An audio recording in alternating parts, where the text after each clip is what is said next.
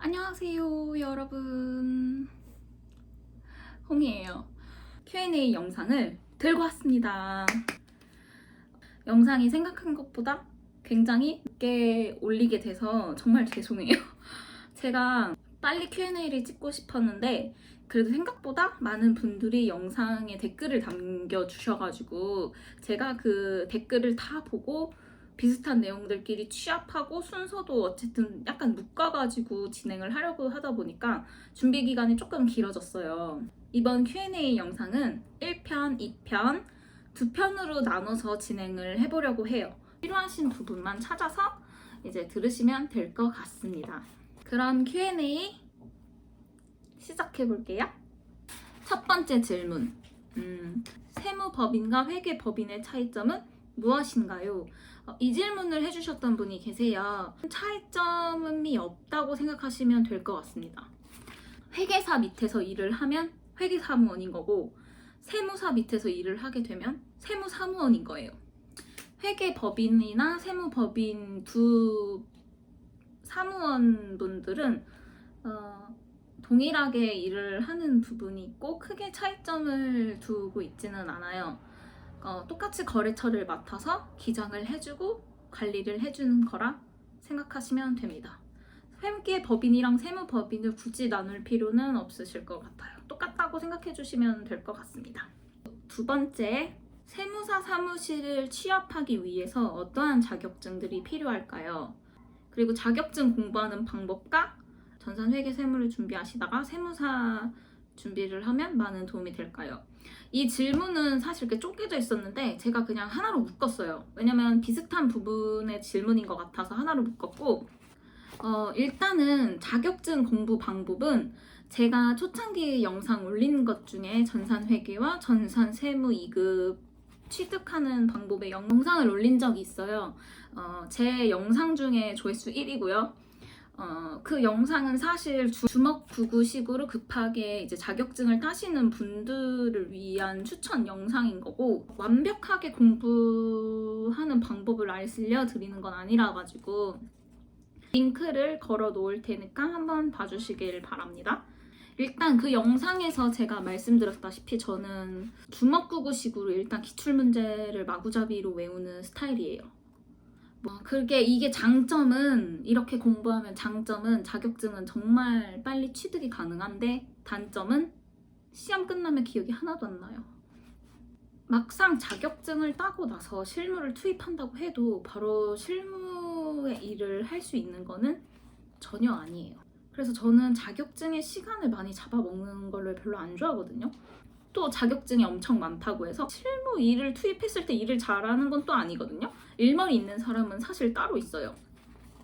그래서 저는 자격증은 될 수 있으면 그냥 대충 빨리 따는 거를 추천드리고 빨리 그 자격증을 가지고 실무에 투입하는 것을 추천드립니다. 세무사 사무실을 취업하기 위해서 어떤 자격증이 있으면 좋을까요? 이거는 회계 1급만 있어도 저는 충분하다고 생각합니다.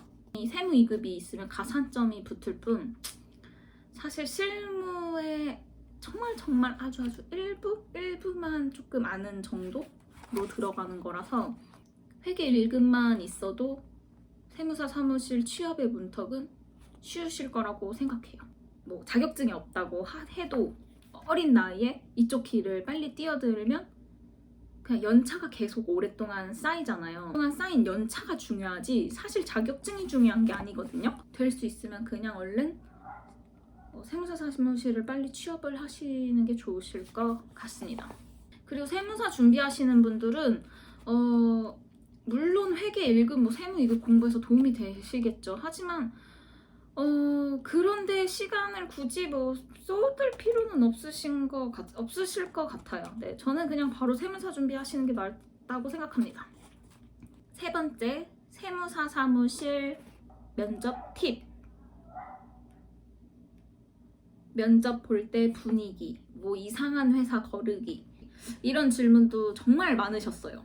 면접 팁을 많이들 물어보시더라고요.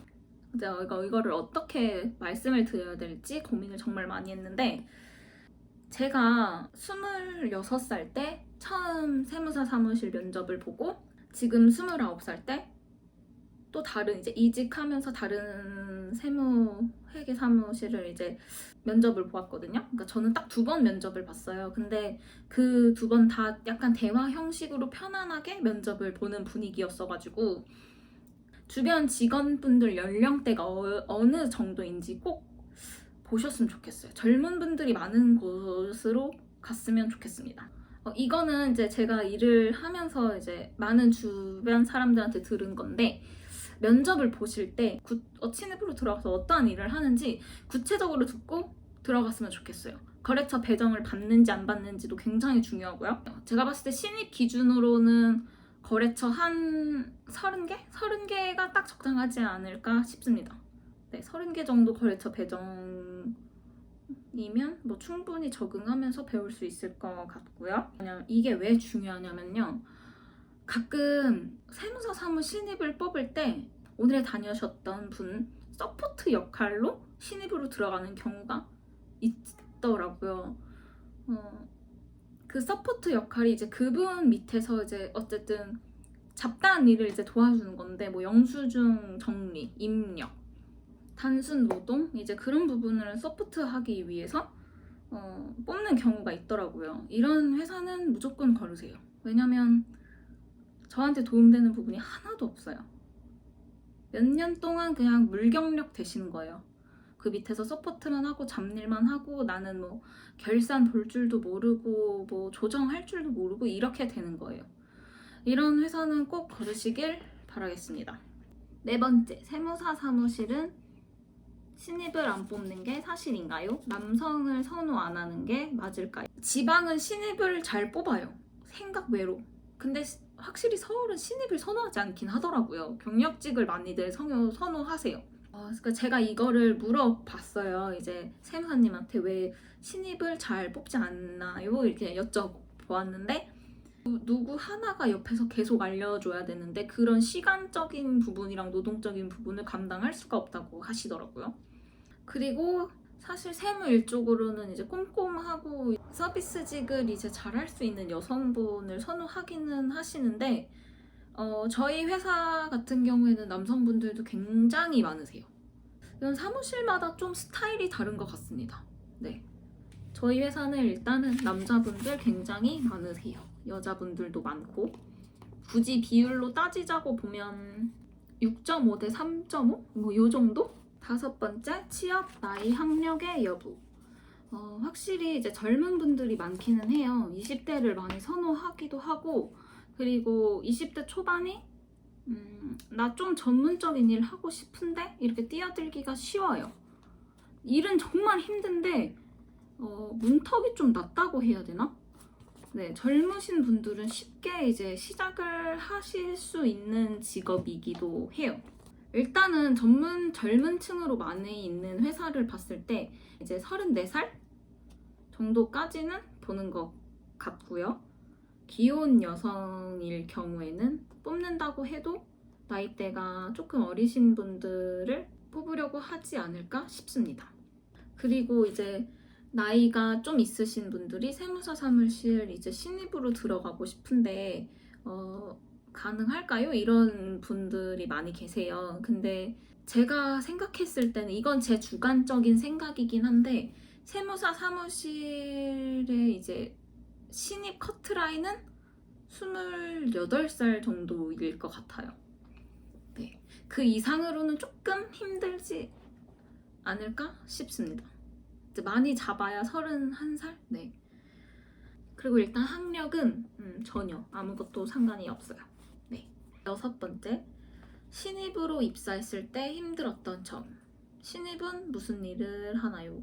보통 신입으로 입사했을 때 거래처를 바로 배정해주는 회사도 있지만 그렇게 안 하고 차근차근 뭐 이거 시키고 저거 시키고 조금씩 알면 그때부터 이제 거래처를 주는 회사도 많더라고요. 근데 저는 들어가자마자 거래처를 배정을 받아서 바로 원천세 신고를 시작했습니다. 1월 원천세 부가세 하고 2월 갑자기 면세하고 3월 갑자기 법인세 하고 4월 부가세 또 하라 그러고 5월 갑자기 또 종합소득세하라고? 그렇게 진짜 저는 갑자기 그냥 눈 감고 떴는데 1년이 사라졌어요. 근데 이게 처음에는 와, 나 신입인데, 응? 나 신입인데 왜 일을 이렇게 막 시켜? 나한테 어떻게 책임감 없게 이렇게 막 하라고 해? 이렇게 생각을 했거든요.